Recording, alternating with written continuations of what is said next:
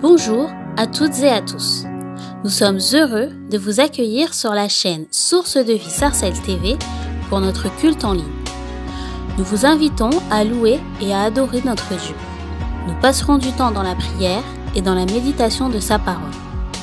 N'hésitez pas à réagir sur le live chat pour partager vos prières, vos mots de louange et vos salutations afin de rester connectés les uns avec les autres.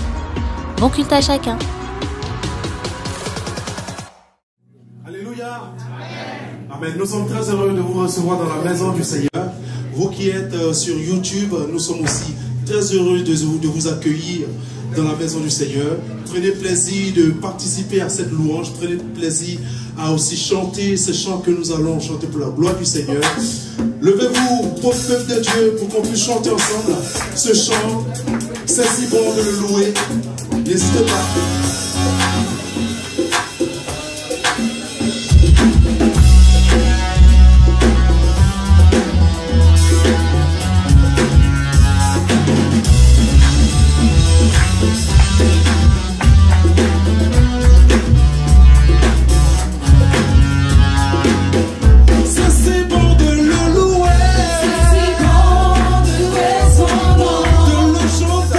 Chanter,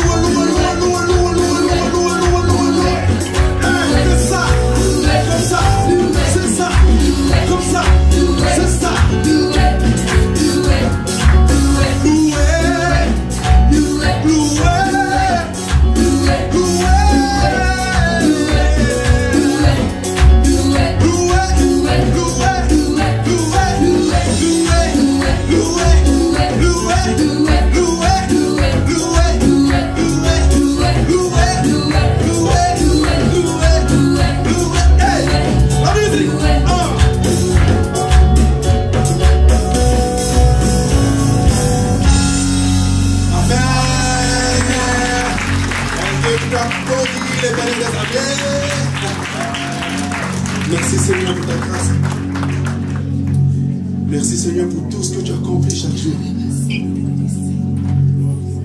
Seigneur, nous te rendons toute la gloire, nous te bénissons.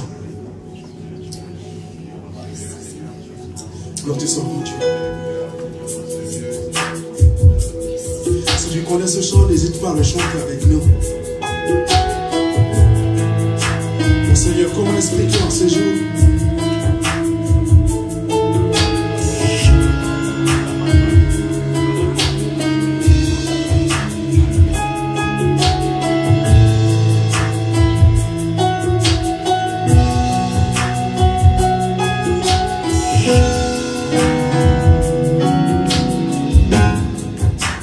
Comment expliquer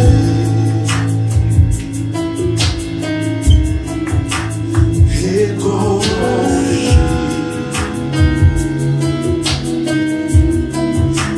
un amour si grand, si puissant que rien ne peut protéger. Tu sais mes espoirs, Seigneur, tu sais,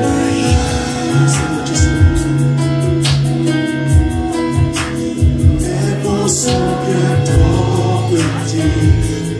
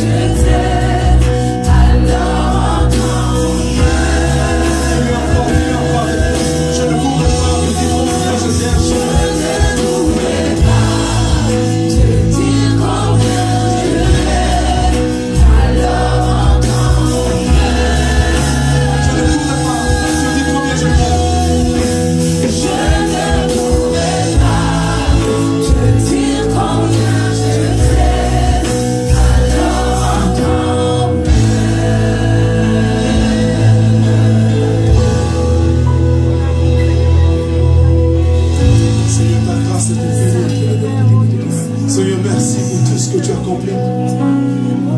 Merci, Seigneur, pour les merveilles de ma vie. Seigneur, ta grâce est infinie dans ma vie. Ce jour, entends mon cœur, Seigneur, pour tout ce que tu as accompli chaque jour, chaque instant. Jésus, merci.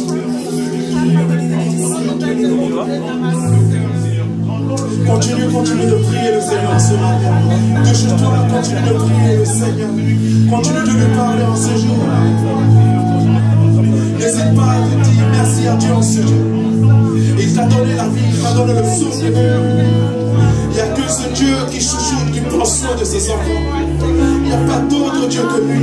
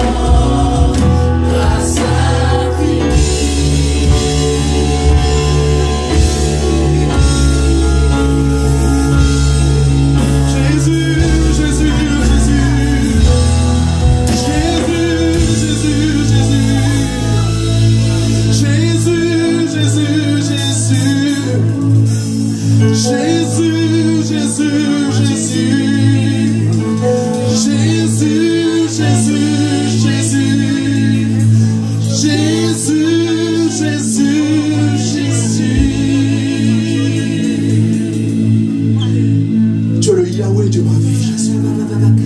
Tu es le Yahweh de ma vie. Tu es le Yeshua de ma vie. Seigneur, même dans ma faiblesse, tu es toujours là. Même quand ça ne va pas, tu es toujours là. Tu es le Yahweh de ma vie, Jésus. Merci, Jésus.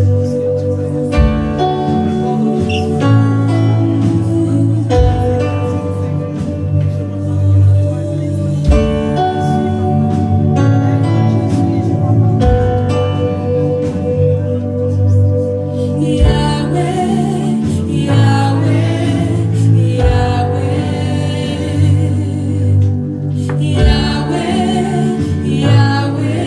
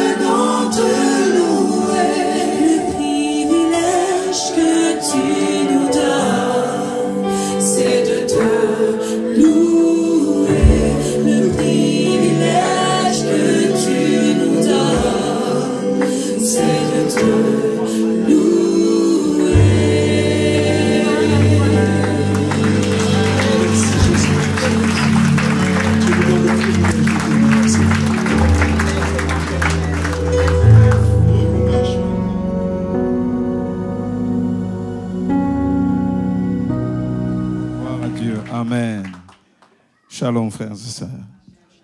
Nous bénissons le Seigneur qui nous fait grâce et qui permet que nous soyons là. Donc nous bénissons Dieu pour sa fidélité. Amen. Gloire à Dieu. Que Dieu soit béni. Alors que toute la gloire revienne à Dieu. Amen. Alors j'aimerais que nous puissions nous tenir debout tous ensemble et acclamer fortement le Seigneur, celui qui est digne de louange, de gloire et de puissance. Nous l'appelons le roi des rois, nous l'appelons le Seigneur des seigneurs, nous l'appelons le lys des vallées. Nous disons il est lui-même l'alpha, il est lui-même l'oméga, il est le commencement et la fin, le juste juge qui règne à jamais. Nous voulons lui rendre honneur et gloire parce qu'il le mérite. Nous sommes le peuple qu'il a racheté par son propre sang. Nous sommes les troupeaux de son pâturage. Il est le Dieu de notre salut. Il est le Dieu de notre victoire. Il est le Dieu de notre délivrance. À lui soit la gloire et l'honneur. Nous te célébrons et nous t'exaltons parce que tu le mérites. Tu mérites notre louange. Tu mérites notre ovation. Tu mérites notre célébration. Tu mérites notre adoration. Tu es le seul vrai Dieu. Reçois la louange et l'honneur. À toi soit la gloire. Merci de nous parler maintenant, Seigneur. Dispose nos cœurs à recevoir ta parole. Que ton esprit parle à notre esprit. Ô Père, nous avons besoin de toi. Rends nos cœurs malléables. Rends nos cœurs flexibles. Rends nos cœurs sensibles. Sera-ce par une phrase, par un mot, Seigneur, que tu puisses nous parler. Glorifie ton nom, Père, au nom de Jésus. Amen. Merci, que Dieu soit béni. Gloire à Dieu. Je veux nous inviter à faire la lecture de la parole de Dieu dans le livre de Luc, chapitre 13, versets 10 à 17. Luc, chapitre 13, versets 10 à 17. J'aimerais que nous puissions lire la parole de Dieu. Je vais lire ça dans la version parole de vie. Et la Bible dit ceci. Un jour de sabbat, Jésus est entré d'enseigner dans une maison de prière, synagogue pour d'autres versions. Là, il y a une femme malade depuis 18 ans à cause d'un esprit mauvais. Elle est toujours penchée en avant et elle ne peut vraiment pas se tenir droite. Quand Jésus la voit, il appela et dit à la femme, « Ta maladie est finie. » Il pose les mains sur elle. Aussitôt la femme se tient droit et elle dit, « Gloire à Dieu. » Mais le chef de la maison de prière est très en colère parce que Jésus a guéri quelqu'un le jour du sabbat. Alors le chef dit à la foule, « Il y a 6 jours où on doit travailler. Venez donc vous faire guérir ces jours-là et non le jour du sabbat. » Mais le Seigneur répondit, « Homme faux, les jours du sabbat, chacun de vous détache de la mangeoire son bœuf ou son âne pour le mener boire. Et cette femme qui est de la famille d'Abraham, Satan l'avait attachée depuis 18 ans. Est-ce qu'il ne fallait pas la délivrer de sa maladie le jour du sabbat? » Pendant que Jésus dit cela, ses adversaires sont pleins de honte, mais toute la foule est dans la joie parce que Jésus fait des choses magnifiques. Amen. Quand je lis ces passages, je suis touché par la déclaration de Jésus. Quand il entre dans le temple, il voit cette femme et il fait cette déclaration. Il fait cette déclaration en disant, « Femme, ta maladie est finie. » En d'autres termes, Jésus regarde cette femme et lui dit, c'est fini. Cette histoire qui te tourmente, cette histoire qui a anéanti ta vie, cette histoire qui a courbé ta vie, est finie. Il dit, c'est fini. Et j'aimerais dire ce matin à un homme et à une femme, jeune homme comme jeune fille, c'est fini. Je ne sais pas qu'est-ce qui est en train de tourmenter votre vie, mais ce matin, je le dis de la part du Seigneur, c'est fini. C'est fini cette maladie qui te tourmente. C'est fini ces problèmes qui brisent ton cœur. C'est fini. Comme je l'ai dit l'avant-midi au premier culte, c'est l'heure de la gloire. C'est fini. Et j'aimerais que tu puisses encourager quelqu'un pour lui dire, c'est fini, c'est l'heure de ma gloire. Non, dis-le bien à quelqu'un, c'est fini, c'est l'heure de ma gloire. C'est fini. Jésus fait une déclaration forte. Il dit, c'est fini, femme.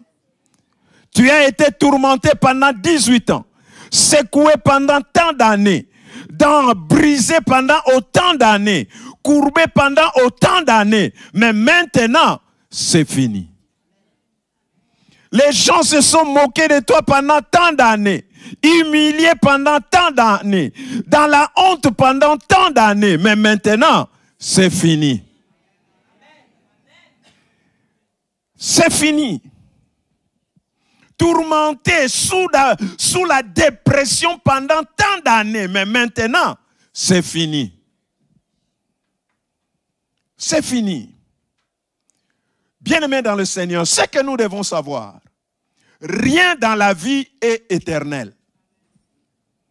Il n'y a rien dans la vie qui est éternel. Toute chose a un début, mais a aussi une fin. S'il y a un commencement, il y a aussi la fin de toute chose. Et Jésus entre et dit, cette chose a commencé dans ta vie. Et ça a tourmenté ta vie, mais maintenant, c'est la fin. C'est fini. Telle est la déclaration du Seigneur. Les pharisiens, les hommes religieux sont secoués par cette déclaration. Mais Jésus déclare, c'est fini. Peu d'entre nous, peut-être, ont connu la souffrance comme cette femme. 18 ans, elle était comme ça, courbée. Elle ne pouvait pas se redresser. Je peux imaginer la souffrance et combien d'opportunités de mariage cette femme a raté dans sa vie. À cause de sa situation. Parce qu'elle était courbée. Elle ne pouvait pas se redresser. C'est une situation qui n'a pas duré quelques mois. C'est une situation qui n'a pas duré quelques semaines. Mais pendant 18 ans, elle était comme ça. Dans cette situation et dans ces conditions. On ne sait pas à cet instant même quel âge elle avait. Mais nous savons au moins l'âge de sa souffrance. 18 ans. Je ne sais pas, votre souffrance a fait combien d'années, combien de jours, depuis combien de temps vous êtes en train de traverser la situation que vous traversez. Depuis combien de temps vous traînez cette souffrance, cette douleur. Ça peut être une souffrance physique, comme aussi ça peut être une souffrance émotionnelle, psychologique, même spirituelle.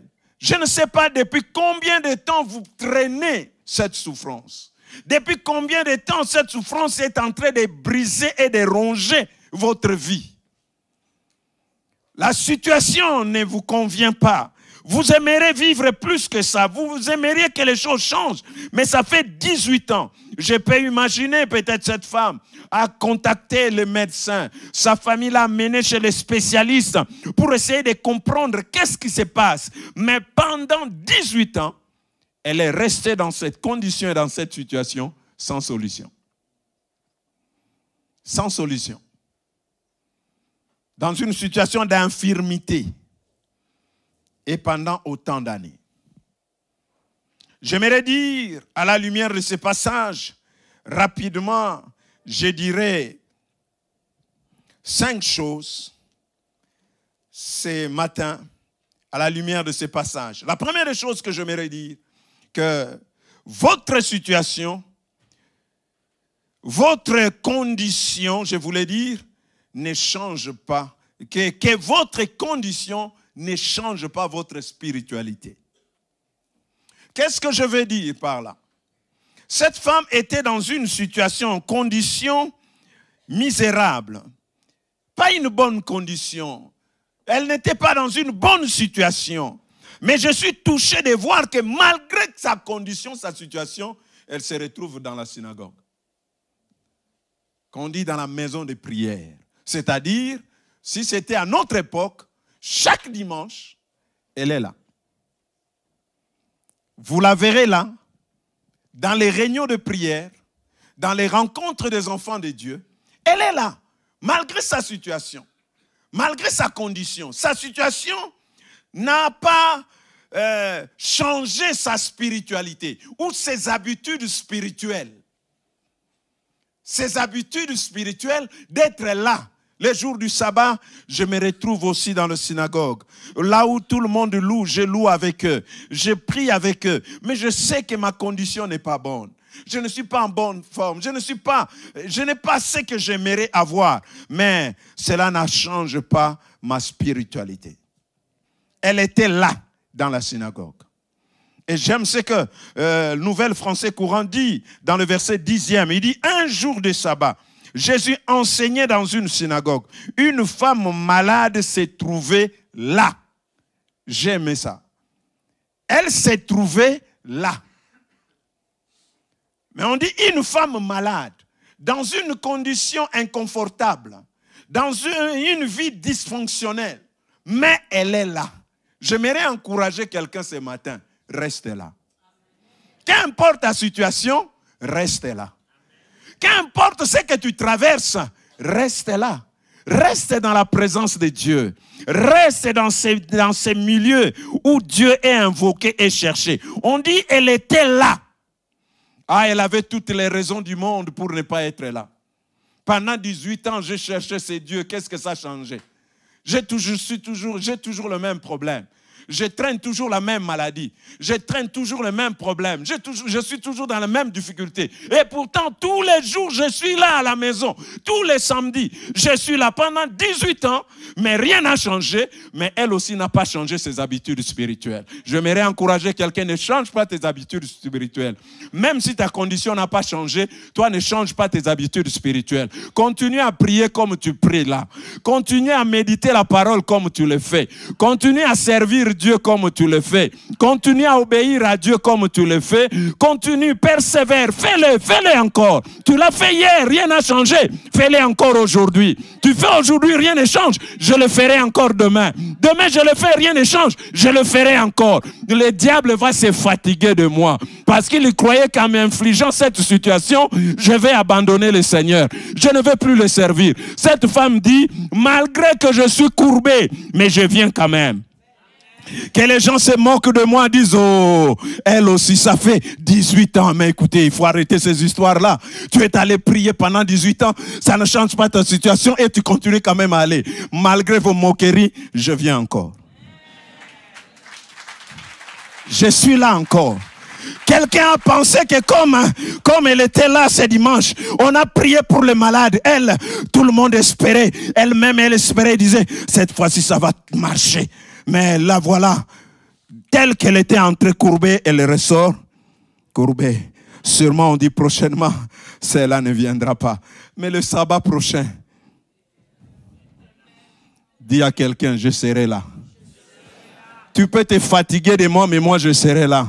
Tu peux te moquer de ma condition, mais je serai là. Tu peux injurier ma situation, mais je serai là. Encourage votre voisin, dis-lui, reste là. Je sais que il y a des gens qui ont fui l'église à cause des regards des gens. Depuis que les gens ont découvert ta situation, dès qu'ils te regardent, tu dis, oh, c'est fini là. Demain, je ne viens plus. On a l'impression que tout le monde me regarde. Tout le monde me regarde. Mais cette femme, s'en foutait des regards des gens. C'est que je sais, je vais être là. c'est mon lieu de prière. Là où Dieu est invoqué et recherché, je serai là. Même si rien ne change dans ma condition, mais moi je suis là. J'aimerais encourager également quelqu'un, reste spirituel. Ne change pas, reste spirituel. Même si les gens se moquent de toi, je reste spirituel. Même si les gens se moquent de moi, je reste spirituel. Il dit toutes ces années, depuis qu'on l'a connu, oh il a dû parler si je me suis marié, mais ça fait autant d'années, on ne voit rien, sans enfant, rien ne change, ce n'est pas un problème, je suis là. Avec ou sans enfant, mais je suis là. J'aimerais encourager quelqu'un que ta condition ne change pas ta spiritualité, reste spirituel. Combien de gens ont changé? Ils ont abandonné leur spiritualité à cause de leur condition, situation. Ça fait longtemps, ça ne change pas. Si c'est comme ça, je laisse tomber. Quelqu'un est venu me voir dans mon bureau, me dit, pasteur, non, trop c'est trop. Moi, j'ai commencé à prier depuis longtemps, jusqu'à aujourd'hui. C'est Dieu là et pour les autres ou il est aussi pour moi?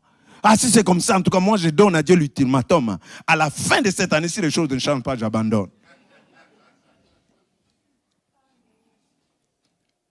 Beaucoup de gens donnent l'ultimatum à Dieu. Si c'est comme ça, je ne prierai plus. Mais qui va perdre? Dieu ne perd rien. Dieu est sur son trône, assis sur son trône. Le ciel ne va pas devenir rouge parce que toi, tu as arrêté de prier. Donc, je veux encourager quelqu'un. Restez là. Et comme cette femme, elle était là. Jésus l'a trouvée là. Jésus ne l'a pas trouvée dans la foule, dans la rue, mais l'a trouvée là. Dans un lieu où l'atmosphère de prière, on appelle ça maison de prière. C'est-à-dire c'est là où les gens cherchaient Dieu. Là où on allait, la chaleur de la prière était là. Il dit, j'aimerais être là. Là où il y a la chaleur de la prière. Là où il y a les gens, des hommes et des femmes qui cherchent Dieu, qui implorent sa grâce, qui sont là pour chercher Dieu, pas pour autre chose. Je vais être là. C'est avec eux que je vais être. Je dis que ta condition ne change pas ta spiritualité. Peu importe ce que tu traverses, reste spirituel. Amen. Reste spirituel. Deuxième chose que j'aimerais dire. À la lumière de ce passage, nous pouvons dire que notre condition peut cacher beaucoup de réalités. Derrière notre condition, notre situation, ce que nous traversions, peuvent se cacher beaucoup de réalités. Jésus dit dans le verset 11, le verset 11 nous montre que le diable avait détaché un esprit, un démon, pour attacher ou lier cette femme à la maladie. Cet esprit était chargé d'une mission, garder cette femme courbée. Et pendant 18 ans, cet esprit d'infirmité a réussi sa mission, à garder cette femme dans l'infirmité courbée. Les gens de sa génération, quand ils regardaient sa situation, ils trouvaient que, bon, c'est normal. Peut-être elle a connu un accident, peut-être c'est une situation, déformation, malformation, elle est née ou à un certain moment de sa vie, les choses, les os, se sont compliquées et voilà, elle se retrouve dans cette situation. Toutes les explications pouvaient être données par rapport à sa situation et sa condition. Médicalement, peut-être le médecin trouvait des mots, un nom à sa situation. Mais personne ne pouvait imaginer que derrière cette infirmité, il y avait un esprit. On pouvait tout dire, mais jamais imaginer que non. Courbé comme ça, là, c'est un esprit. Non. Peut-être, c'est une situation normale. Mais derrière cette situation apparemment naturelle, normale, il y avait un esprit. Même les chefs religieux qui étaient dans la synagogue n'arrivaient pas à comprendre que derrière, il y avait un esprit. On pouvait tout dire, tout interpréter, mais en ignorant qu'il y avait un esprit. Seul Jésus, quand il est venu ces jours-là, qui a révélé que cette femme était liée par Satan pendant 18 ans. Jésus nous explique ici que derrière certaines choses, derrière certaines choses, il y a des réalités spirituelles que nous ignorons.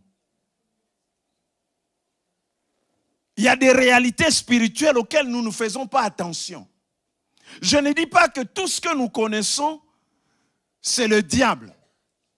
Mais dans beaucoup de choses que nous vivons, le diable y est.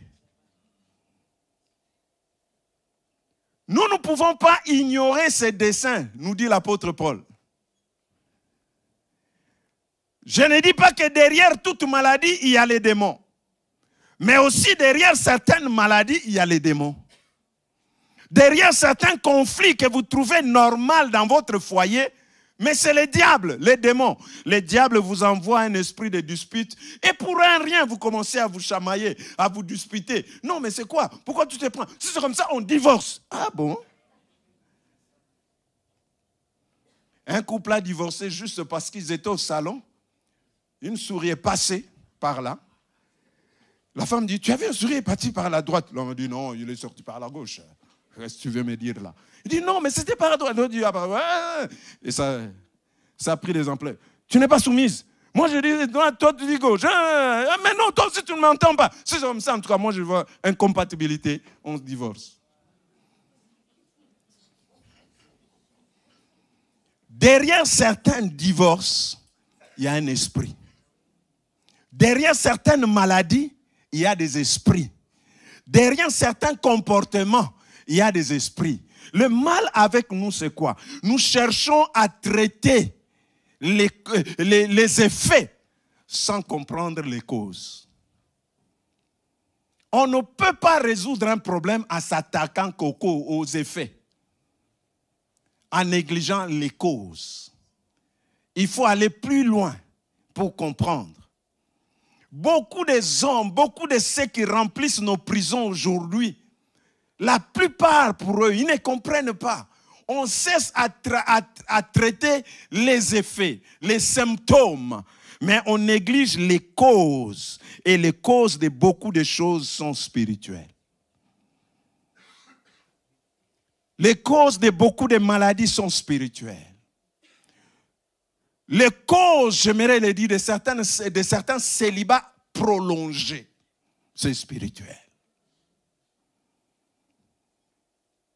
Certains échecs que nous connaissons dans la vie ont pour cause des esprits, des démons.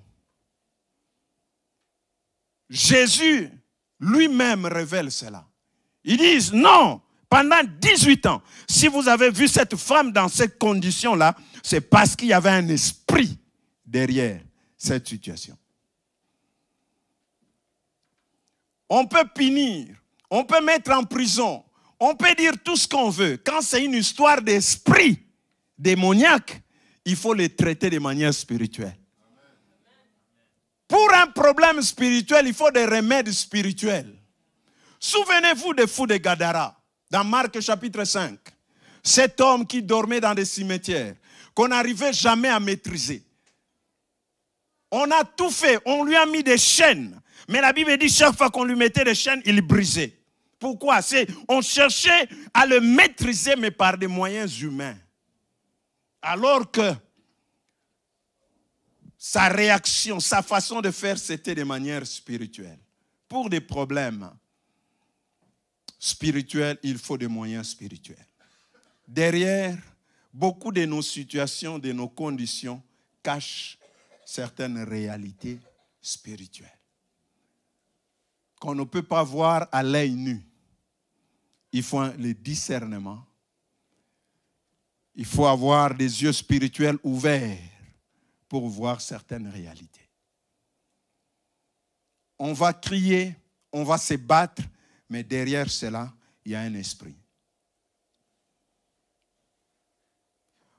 On m'a raconté l'histoire d'une femme, d'un couple qui, la femme était enceinte. Alors, il y a un enfant, il y avait quelqu'un qui était vraiment dans la sorcellerie. Et il cherchait à savoir comment faire pour créer une fausse couche pour que cette femme, c'était la femme d'un pasteur, ne puisse pas accoucher, avoir d'enfants. Ils ont tout fait, mais ils n'arrivaient pas jusqu'à ce qu'un jour, c'est la personne qui a fait ça qui parlait, jusqu'à ce qu'un jour, pour un dispute banal, la femme était tellement en colère, l'homme aussi, ils ont même dormi sans se parler, en se boudant. Il dit, c'est cette nuit-là qu'on est venu faire notre affaire. On est venu juste récupérer l'enfant. Et le lendemain matin, fausse couche. Quand l'homme et la femme parlaient de ça, il dit, tu vois, c'est tout ça la colère. Tu es dormi avec la colère, tu étais tellement fâché, ça a affecté. Mais il ne savait pas qu'en réalité, c'était l'opération des sorciers pour dire, cette colère nous donne l'accès à l'ennemi. Et l'ennemi récupère. Et ils ont perdu. C'est plus tard que la personne va expliquer en réalité ce qui s'est passé. Bien-aimés dans le Seigneur, la réalité démoniaque satanique est réelle. Les diables, ce n'est pas un être qu'on a inventé. Les démons, ce ne sont pas des êtres imaginaires. Comme on nous présente souvent avec des queues, avec tout ça, des cornes. Les diables n'est pas comme ça. Vous croyez que quand le diable va vous apparaître, il viendra avec des cornes, des queues. Ça c'est le diable. Non. Bien, peut-être en cravate, costume.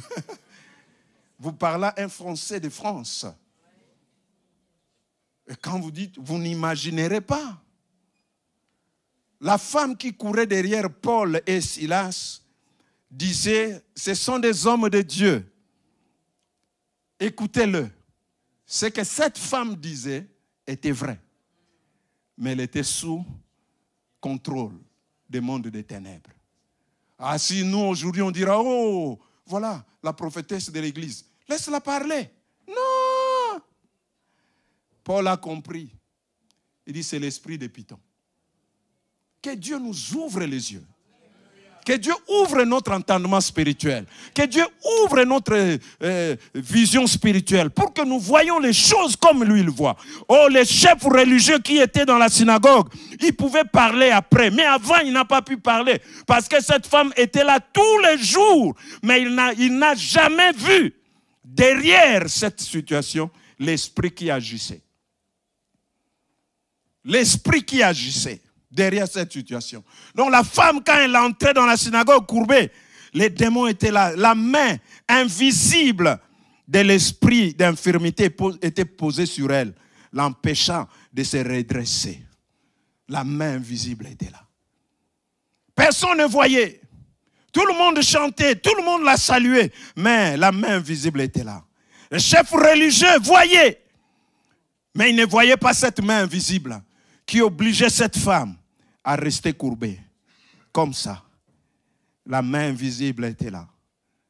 Le diable est en train d'opérer. Dans beaucoup de foyers, dans beaucoup de familles, le diable opère, mais beaucoup ne prennent pas conscience. Mais le diable est à l'œuvre. Pendant 18 ans, les démons étaient à l'œuvre dans la vie de cette femme. Mais sans qu'aucun membre de sa famille ne se rende compte. Et même les responsables religieux ne se rendaient pas compte. Et pourtant, elle venait, si c'est à notre époque, à l'église. Peut-être aussi elle servait, elle faisait des choses, mais elle était sous contrôle. Beaucoup de vies sont sous contrôle. On se pose des questions, pourquoi ces comportements-là? L'esprit, le diable est à l'œuvre. La Bible le présente en disant, votre adversaire, le diable, rôde comme un lion rugissant, cherchant qui il dévorera. Le diable n'est pas un ami, c'est un adversaire. Jésus lui-même parlant du diable, il dit, le voleur ne vient que, comme pour dire, il ne sait pas faire autre chose. Il ne vient que pour dérober, égorger et détruire. C'est sa spécialité. De la même manière, nous avons dans notre monde des médecins généralistes, mais aussi des médecins spécialistes. Si on va placer le diable, il n'est pas dans le cadre de généraliste. Lui, c'est un spécialiste. Et sa spécialité, la Bible dit dérober, égorger et détruire. Il ne peut pas passer, s'approcher de vous avec l'intention de vous bénir. Non, c'est de vous dérober. Même quand le diable vous présente la bénédiction dans la main droite, sachez que dans la main gauche, il a l'instrument pour vous tuer. Quand il vous donne, le temps que vous prenez, il vous achève. Rien de bon ne peut venir de lui. Il peut vous présenter les choses d'apparence. Oh, ça me soulage, ça m'aide. Mais en réalité, le but, l'intention derrière, c'est de vous nuire. Il faut qu'en tant qu'Église, que nous en prenions conscience. Nous côtoyons, nous parlons, nous jugeons les comportements, les symptômes, les attitudes, les choses. Mais nous ne comprenons pas que derrière ça, il y a les diables. Jésus pouvait le dire. C'était choquant, je peux imaginer Pierre dire, mais Seigneur, c'est quoi tu dis là? Parce qu'à un moment, Jésus a regardé Pierre, il lui dit, arrière de moi, Satan. Oh! Moi? Il dit oui. Pourquoi? Parce que les choses que tu viens de dire ne te sont pas inspirées par Dieu, mais par les diables. Tu as pris le langage du diable. Alors, arrière de moi, Satan.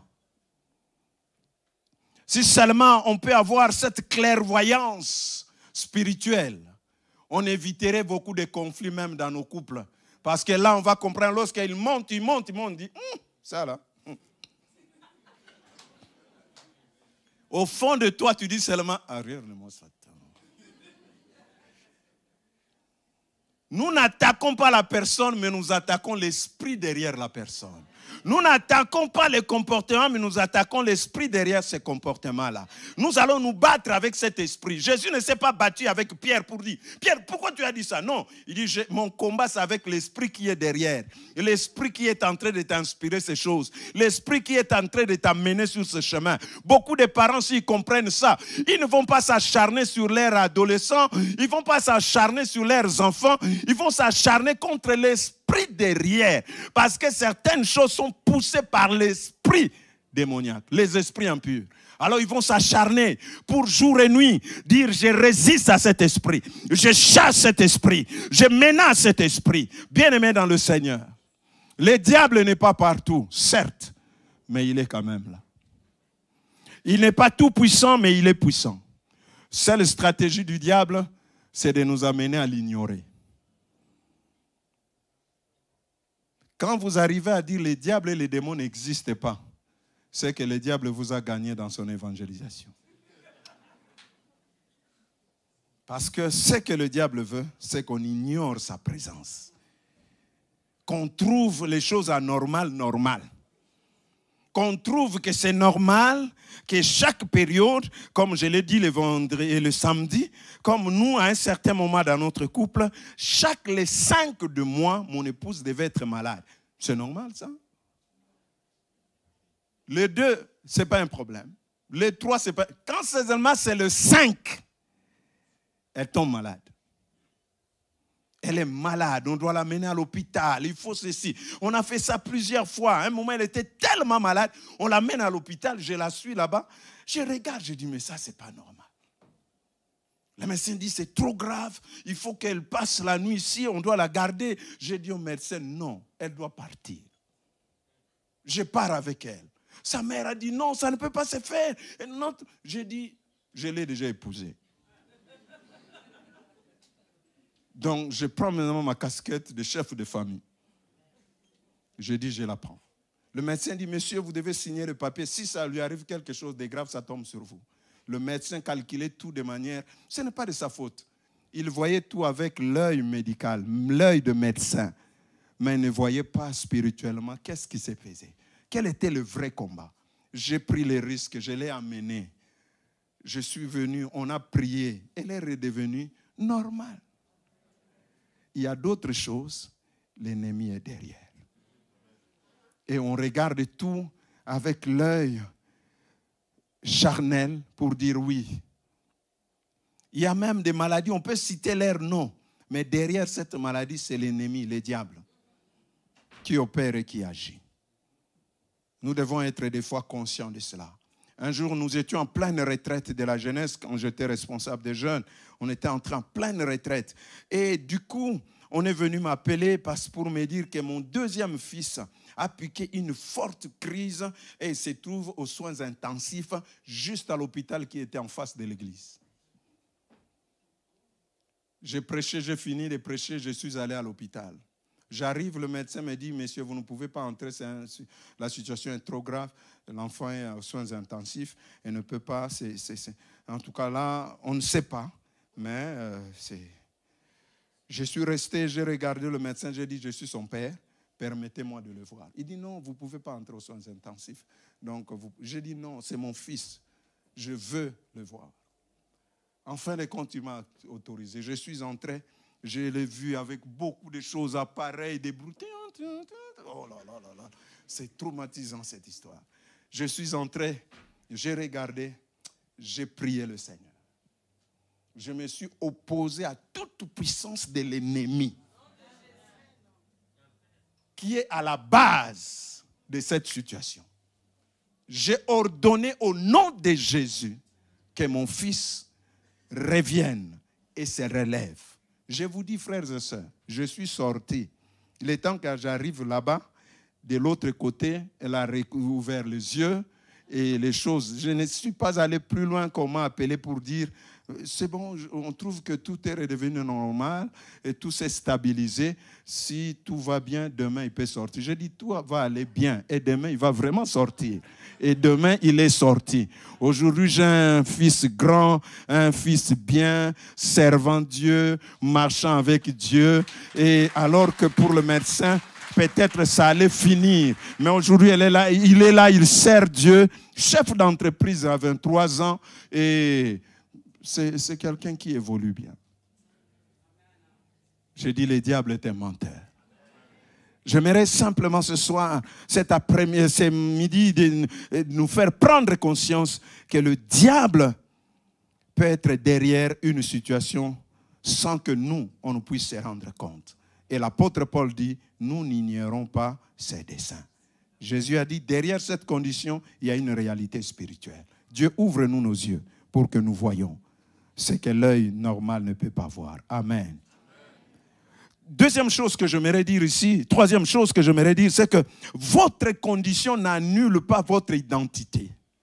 Ou ça n'annule pas votre position en Christ. Regardez ce que Jésus, cette femme, elle est malade, courbée pendant 18 ans. Mais quand Jésus le parle, il dit, cette femme est la fille d'Abraham.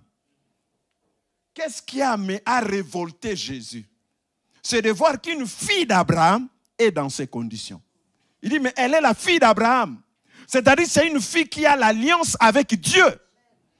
Donc, malgré l'oppression satanique, ça n'a pas annulé l'alliance qu'elle avait avec Dieu. Est-ce que je me fais comprendre? Elle est dans une mauvaise condition physique, mais spirituellement, elle a une bonne position. Elle est la fille d'Abraham. Elle est la fille d'Abraham. La femme fut libérée à cause de qui était son père, Abraham. C'est-à-dire, elle est dans l'alliance. Elle est dans aussi longtemps qu'on a l'alliance avec Dieu, le diable ne vaincra pas. J'ai dit, le diable ne vaincra pas. aussi longtemps que nous sommes dans l'alliance avec Dieu. Bien-aimés dans le Seigneur, qu'on soit grand, petit, non, le problème c'est que je suis en alliance avec Dieu. Je suis un enfant de Dieu. Un jour dans ma vie, j'ai pu accepter Jésus comme Seigneur et Sauveur. Et dans cette position que j'ai en Christ, que le diable vienne le jour et la nuit, mais il ne vaincra pas. Même si je reçois un coup du diable qui me fait mal, mais la victoire ne lui appartient pas. Le diable peut m'attaquer, mais il ne peut pas me vaincre. Le diable peut me menacer, mais il ne peut pas me destituer. Le diable peut me bousculer, mais jamais il changera mon identité. Je suis enfant de Dieu. Je suis enfant de Dieu. Et ça, la condition de cette dame n'a pas annulé sa position devant Dieu. Elle était une fille d'Abraham.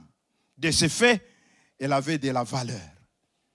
Elle avait des droits parce qu'elle était fille d'Abraham. Et c'est son droit d'alliance que Jésus va réclamer. Pour dire, la délivrance, c'est le droit de cette femme.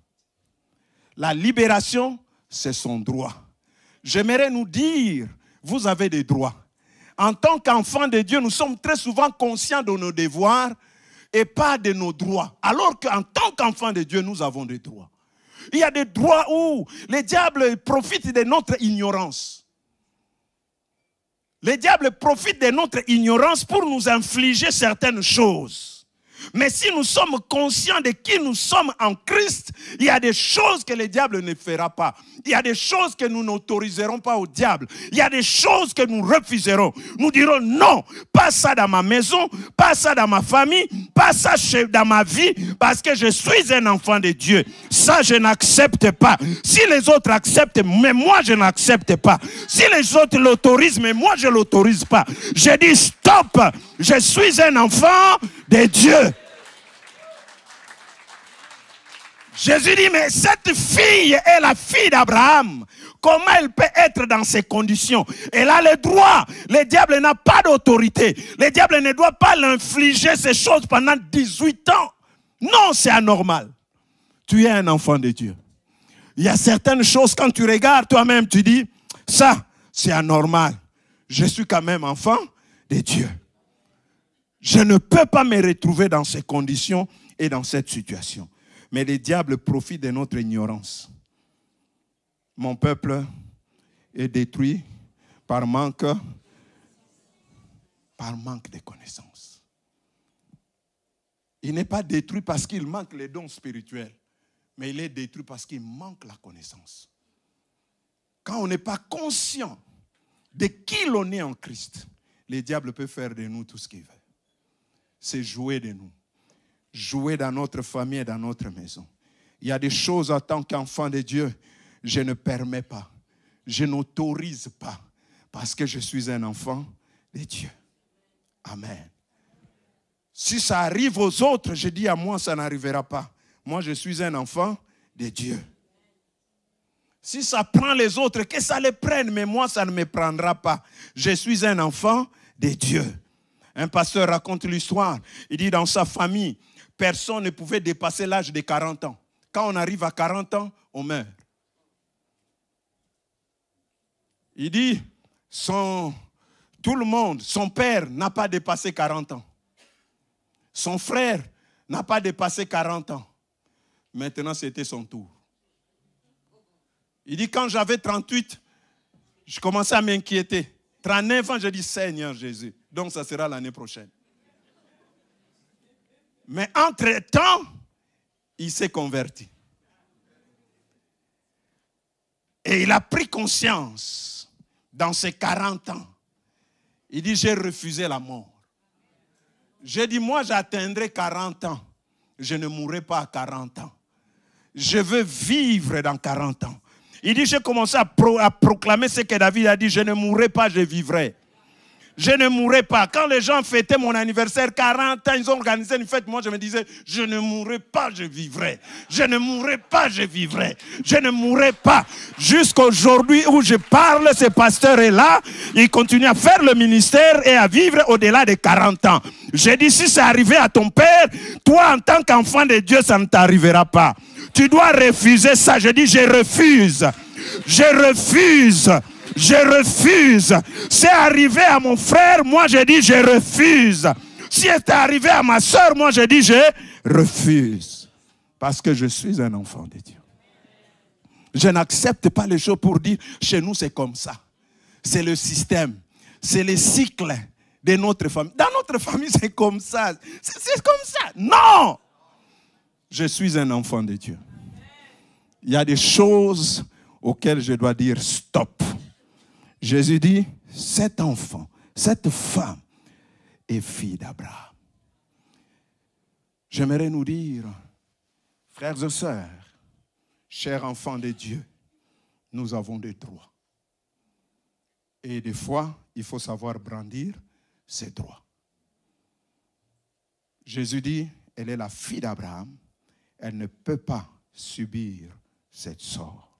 Elle ne peut pas vivre dans ces conditions. C'est ce qui a amené Jésus à dire à cette femme, c'est fini. Tu es la fille d'Abraham. J'aimerais dire à quelqu'un, c'est fini. Tu es un enfant de Dieu. Ah, que quelqu'un lève sa main droite qui dit, c'est fini, je suis un enfant de Dieu. Non, qu'elle dise, cette malédiction est finie. J'ai dit à quelqu'un que quelqu'un dise, c'est fini, je suis enfant de Dieu. Moi, je suis un enfant de Dieu, c'est fini. Je ne peux plus me retrouver dans les malédictions de famille. Je suis un enfant de Dieu, c'est fini. Je ne peux plus me retrouver dans les liens familiales. Moi, je suis un enfant de Dieu, c'est fini. C'est fini. Parce que je suis un enfant de Dieu. Il y a des choses. Jésus regarde, il dit, c'est une fille d'Abraham. Alors il dit, femme, ta maladie est finie. Pourquoi est fini? Parce que tu es dans l'alliance. Tu as droit à la guérison. Tu as droit à la délivrance. Tu as droit à la prospérité. Tu as droit en bonne santé. Tu as droit à la maternité. Tu as droit à la réussite. Tu as droit à la prospérité. Oui, frères et sœurs, nous avons droit à cela. Parce que nous sommes des enfants de Dieu. Il dit, vous serez la tête, mais pas la queue. Parce que nous sommes enfants de Dieu. On vous fera la guerre, mais on ne vous vaincra pas. Parce que nous sommes enfants de Dieu. Toute arme forgée contre moi sera nulle et sans effet. Parce que je suis un enfant de Dieu. Quand 1000 tomberont à mes côtés, 10 000 à ma droite, moi je ne serai pas atteint parce que je suis un enfant de Dieu. Qu'ils fassent des complots contre moi. La Bible dit cela n'aboutira pas. Ils y tomberont eux-mêmes. Parce que moi je suis un enfant de Dieu. Le malheur du diable c'est d'attaquer un enfant de Dieu qui est conscient qu'il est un enfant de Dieu. À ce moment-là, il y a ce que je dis, le retour à l'expéditeur. Je suis un enfant de Dieu. Et la dernière chose que j'aimerais dire.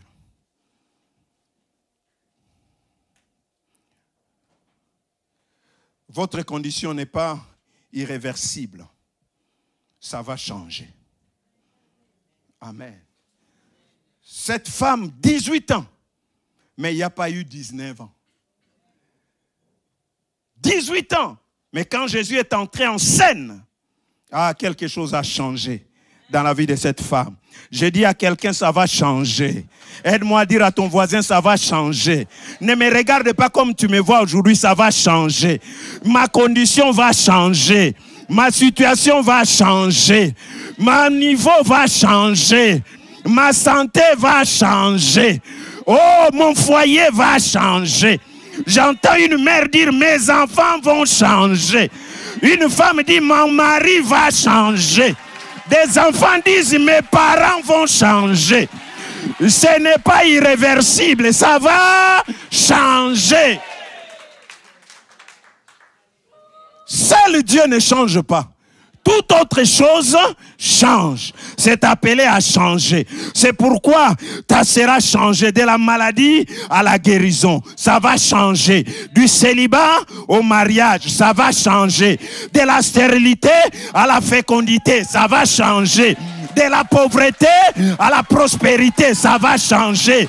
De la médiocrité à l'excellence, ça va changer. Des échecs en réussite, ça va changer. Ce n'est pas irréversible. Ça va changer. C'est juste une question de temps. J'ai dit à quelqu'un, donne-moi le temps. Demain, tu ne me retrouveras pas. J'aime ce qui est arrivé à cette femme. Elle est entrée courbée. Tout le monde savait que telle qu'elle est entrée, telle qu'elle sortira. Mais tu es entrée courbée. Ce jour-là, elle est sortie droite. Marchant, tout le monde dit, hey, c'est elle ou ce n'est pas elle? C'est elle. Seulement le problème, ne me juge pas en fonction où je suis entré dans la vie. Parce que la manière dont je vais sortir, tu ne sais pas. Nous les autres, on était entrés dans la vie. Moi, là. Ma mère était tellement ivre le 25 décembre, elle m'a accouché dans la poubelle. Dans la rue. Heureusement, les passants m'ont récupéré. Mais c'était dans la rue. Qu'importe mon entrée dans le monde. Mais je ne sortirai pas de la même manière que je suis entré. Parce que j'ai rencontré l'homme de Galilée. J'ai rencontré le Rédempteur qui vit à jamais. Je l'ai croisé à l'âge de 16 ans. Il a bouleversé ma vie. J'ai atteint le niveau où même mon père n'a pas atteint. Parce que j'ai rencontré Jésus. Ah, si tu entres courbé, tu ne sortiras pas courbé. Qu'importe la manière dont tu es entré, mais je sais que tu ne sortiras pas de la même manière. Parce que la situation n'est pas irréversible. Ça va changer. Aide-moi encore à dire à ton voisin, ça va changer. Non, est-ce que tu peux l'encourager? Tu lui dis vraiment, ça va changer. Ça va changer. Ah, je sais que ça va changer. Ta famille ne restera pas comme ça, ça va changer. Ça va changer. Ça va changer. Ça va changer. Ça va changer. Et j'aime, puisque cette femme, Jésus l'a dit, et cette femme, Jésus lui a dit, c'est fini. Elle s'est levée, elle marche droitement. J'aime, et je finis par là, j'aime l'attitude de cette femme. Elle va dire, gloire à Dieu. La Bible dit, verset 13, il posa les mains sur elle, ça c'est Jésus, et aussitôt, elle s'est redressée. Et qu'est-ce que la Bible dit la suite? Elle s'est mise à louer Dieu. Elle s'est mise à louer Dieu. J'aimerais dire à quelqu'un, ça finira par la louange. Non, je dis bien, ça finira par la louange. À la fin, c'est la louange qui est sortie. Mais à l'entrée, quand on nous présente cette femme, on nous montre nulle part la louange. Mais elle était là. Mais ça finit par la louange. Je suis venu prophétiser dans la vie d'une personne. Ça finira par la louange. Ton histoire ne finira pas comme ça. Ça finira par la louange. Ta situation ne finira pas comme ça. Ça va finir par la louange. Si ça a commencé avec des moqueries des hommes, ça finira par la louange. Si ça a commencé par des lamentations, mais ça finira par la louange. Si ça a commencé avec des critiques, avec humiliation, mais ça finira par la louange. Cette femme a expérimenté la puissance de Dieu. Et puis elle s'est redressée et elle cria, loué soit Dieu. Loué soit Dieu. Je prie qu'en sortant de ces lieux, que la louange revienne dans ta bouche. Si la louange avait quitté ta maison, que la louange revienne. Je dis à quelqu'un prophétiquement, la louange va revenir dans ta maison. La louange va revenir dans ta vie. À cause des choses que tu vas vivre et expérimenter avec Dieu, la louange va revenir. Et tu diras, loué soit Dieu. Ça finira par la louange. Ça finira par la louange. Est-ce qu'on peut incliner nos têtes dans la prière? C'est fini. J'aimerais faire 2 appels ce midi. Premièrement, peut-être vous êtes dans cette salle. Vous avez été invité, peut-être amené par vos parents, par votre ami, par un collègue. Mais vous n'avez jamais fait la rencontre personnelle avec Christ, comme cette femme a fait cette rencontre personnelle. Cette femme, elle était aussi dans une église comme aujourd'hui. Mais ce jour-là, elle a fait une rencontre personnelle avec Jésus. Jésus vous aime et s'intéresse à votre vie. Et cet après-midi, vous pouvez simplement décider également, vous, de lui donner votre vie. De dire, Seigneur Jésus, prends ma vie. Je ne t'ai pas connu tout ce temps. Mais maintenant, aujourd'hui, je veux que tu prennes le contrôle de ma vie. Alors quelque chose va se passer. Si tel est le désir de ton cœur et ta décision, alors que nous avons tous nos têtes baissées et les yeux fermés, lève simplement ta main. Si tu veux donner ta vie à Jésus, cet après-midi, et nous allons prier avec toi et pour toi. Lève bien haut ta main, il n'y a pas à avoir honte. Aujourd'hui, c'est le jour du salut. Merci beaucoup. Merci pour vous qui levez vos mains. Merci pour vos mains levées. Si cela ne vous dérange pas, alors que vous avez levé vos mains, est-ce que pouvez-vous vous lever là où vous êtes? Je vais prier avec vous et pour vous. Merci. Merci beaucoup. Merci. Merci. Mettez votre main droite dans votre cœur et nous allons prier ensemble.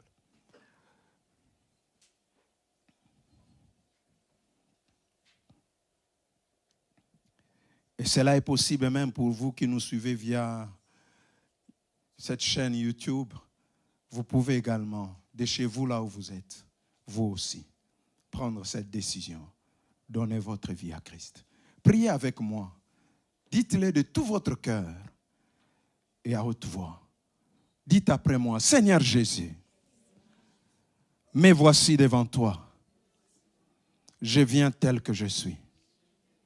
Je reconnais devant toi que je suis pécheur, que ma vie ne te glorifie pas. Oui, Seigneur, je viens te demander pardon. Pardonne mes péchés. Lave-moi par le sang précieux de ton Fils. Et accepte-moi aujourd'hui comme ton Fils. Je t'ouvre mon cœur et je t'accepte dans ma vie comme mon Seigneur et mon Sauveur. À partir d'aujourd'hui, je te donne la direction de ma vie. Contrôle ma vie. Dirige ma vie. Merci Seigneur de pardonner mes péchés. Merci Seigneur de faire de moi ton enfant.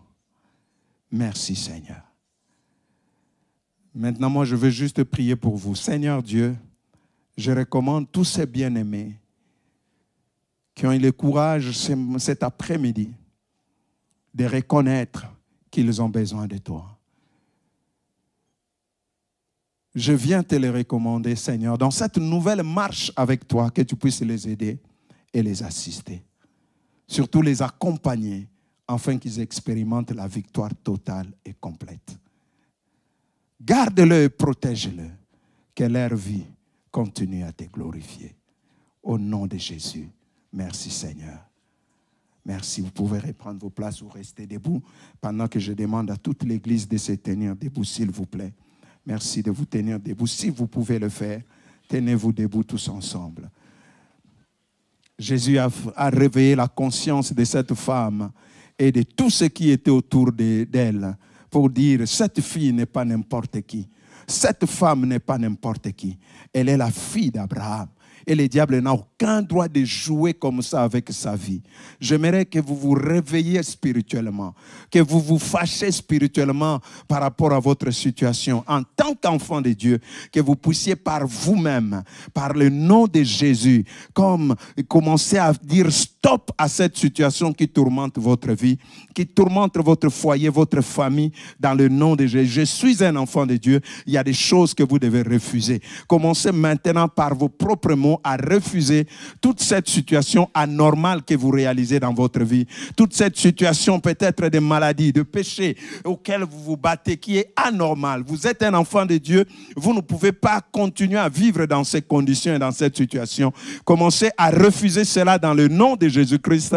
Dans le nom de Jésus, j'aimerais que l'Église élève la voix et que l'Église commence à refuser. Et dans le nom puissant de Jésus-Christ, prenez votre position d'enfant de Dieu. Prenez votre position des enfants de Dieu. Cette autorité d'enfant de Dieu, et commencez à refuser l'influence du diable dans votre vie. Commencez à refuser l'influence démoniaque dans votre vie. Commencez à refuser ces échecs répétitifs dans votre vie. Refuse certaines maladies qui ont traîné dans votre famille. Refuse. Cela ne m'atteindra pas. Cela ne me touchera pas. Je refuse cela dans ma vie. Je refuse de vivre, de connaître ce que les autres membres de ma famille ont connu. Peut-être même ce que mes parents ont connu. Moi, je refuse de les connaître dans le nom de Jésus. Je refuse de les connaître dans le nom de Jésus. Église, nous voulons vous entendre parler, proclamer, prier. Nous ne supplions pas Dieu, mais nous refusons les choses dans le nom de Jésus. La foi, c'est le refus et l'acceptation. Je refuse certaines choses et j'accepte ce que Dieu dit de moi. Dans le nom puissant de Jésus, au nom de Jésus, je refuse. Je refuse que ma vie termine dans les échecs. Je refuse que ma vie termine dans les larmes et dans le pleur. Je refuse que ma vie termine, que mes enfants terminent dans la drogue. Je refuse que mes enfants terminent dans la délinquance. Je refuse dans le nom puissant de Jésus. Je refuse dans le nom puissant de Jésus. Je refuse cela dans le nom puissant de Jésus. Oh, je proclame la victoire de Christ Jésus. Je suis un enfant de Dieu. Merci Seigneur. J'aimerais prier, avant de remettre le micro, pour toutes les personnes. Vous sentez vos nuits être agitées. Une forme d'oppression spirituelle dans votre vie. Vous sentez oppressé. Peut-être vous êtes en train de vivre une forme de dépression.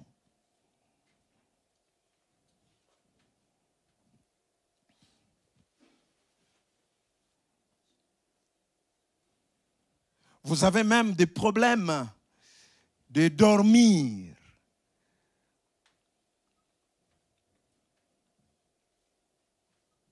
Agités. Vos nuits sont toujours agitées, secouées. Vous avez des fois l'impression de vous battre avec des esprits. Il y a une réalité spirituelle qui est en train de contrôler votre vie peut-être. Quand vous regardez l'histoire de votre famille, vous dites, il y a une réalité spirituelle. J'aimerais prier pour vous. Alors que légèrement nous levons nos mains, je viens, par l'autorité de Christ Jésus, menacer tout esprit démoniaque, tout esprit impur, qui contrôle vos sentiments et vos émotions. Dans le nom de Jésus, au nom de Jésus, j'intime l'ordre à tout esprit qui menace votre vie, votre santé, votre fécondité. Aujourd'hui et maintenant, j'intime l'ordre à toutes ces puissances de libérer votre vie maintenant, dans le nom de Jésus. De vous libérer maintenant dans le nom de Jésus. Je donne l'ordre à tout esprit impur de libérer dans le nom puissant de Jésus. Tous ces poids que vous sentez sous vos épaules, dans le nom de Jésus, que vous soyez libérés de cela. Libérés de toute infirmité. Libérés de toute forme de stérilité. Dans le nom puissant de Jésus. Au nom de Jésus. toute situation, toute maladie d'origine démoniaque et satanique, à partir d'aujourd'hui, je déclare c'est fini. Je déclare c'est fini. Je déclare c'est fini. Dans le nom de Jésus, cette maladie est finie. Dans le nom de Jésus, cette infirmité est finie. Dans le nom de Jésus, cette stérilité est finie. Dans le nom de Jésus, cette dépression est finie. Au nom puissant de Jésus. Dans le nom de Jésus. Merci Seigneur, parce que tu le fais maintenant. Tu le fais maintenant. Tu le fais maintenant. Tu le fais maintenant. Pour la gloire de ton nom. Merci Seigneur, tu le fais maintenant.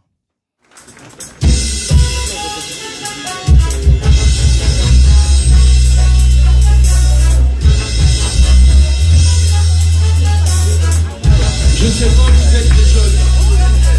Vous êtes éteints ce matin. Il y a des places dans le monde.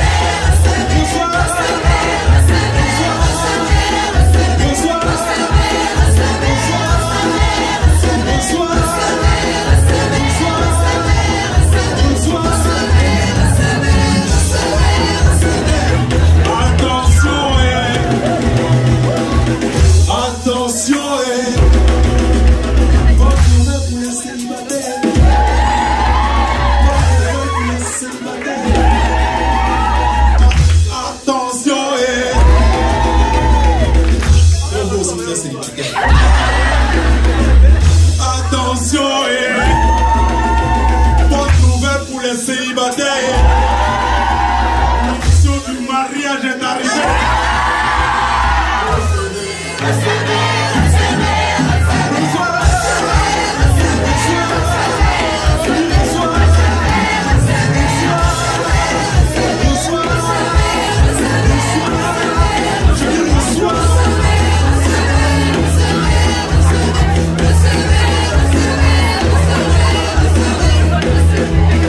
Ça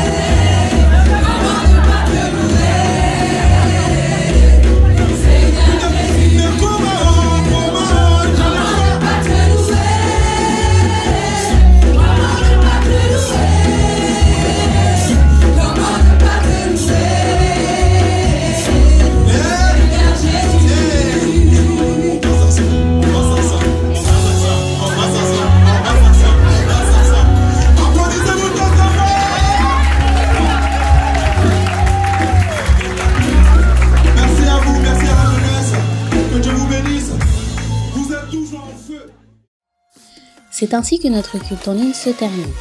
Nous sommes très heureux de vous compter parmi nos participants. Nous vous rappelons que vous pouvez participer à nos réunions à l'église évangélique Source de Vie de Sarcelles, au 24 rue Marius Delpech 95 200 Sarcelles.